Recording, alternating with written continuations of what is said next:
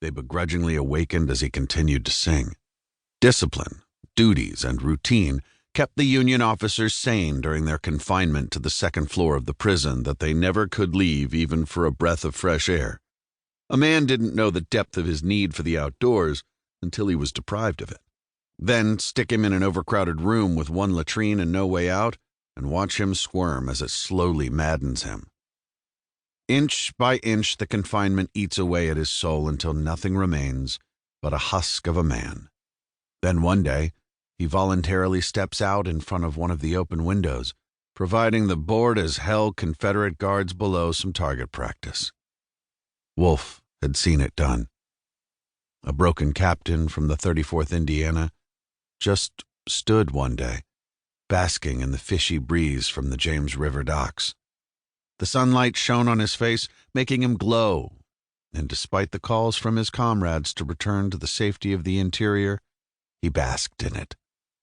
His friends called to him, "Please, Joseph, come back." "They'll do it, Joe. Don't give the Rebs the satisfaction." Wolf and Roberts could only watch. They knew the captain ushered in his own death at the hand of a rebel sharpshooter who would end it all with lead and smoke.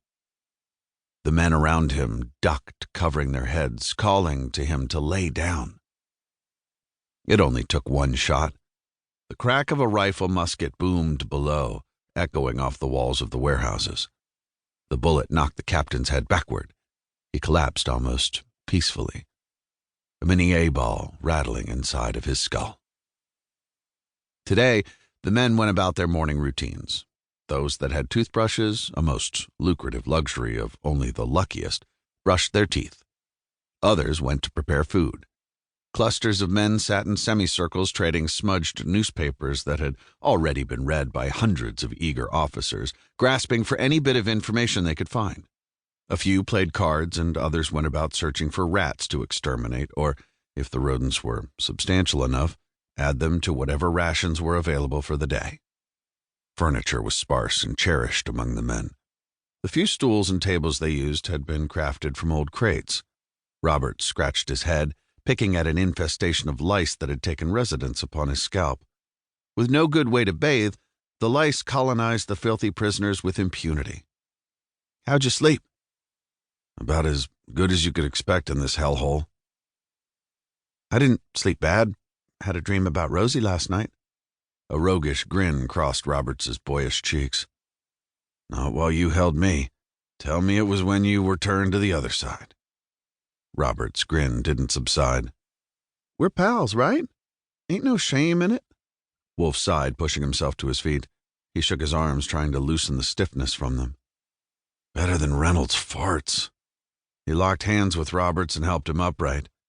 They weaved through the too sick and tired to stand Union officers. The longer they'd been imprisoned, the worse off the captives were. Over 7 weeks of quarter rations combined with his battered body, and Wolf felt it too. He felt beaten. Not defeated, but ground down like a knife sharpened too many times. Colonel Dahlgren's slender coat was starting to fit better by the day over Wolf's once thick shoulders.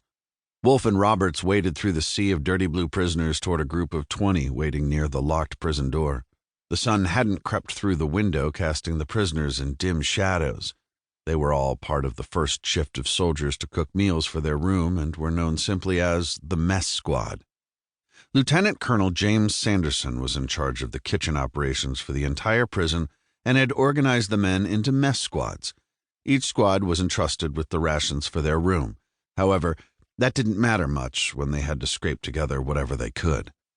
A winding crank was winched on the other side of the door. After the escape almost 3 months ago, a retractable staircase had been installed, thus preventing the prisoners from leaving the upper floors at night. With a loud thump, the stairs settled on the floor below. Heavy footsteps echoed upwards like a man nailing boards with the heel of his boot. The door vibrated beneath a meaty fist. "Get back," Wolf said quietly. The mess squad took an uneasy rearward step. If they crowded the door too close, they risked a beating. The jangle of keys sounded on the other side, then the soft splat of tobacco juice hit the floorboards. The door jerked open. If a man was too close, it would have bopped his skull.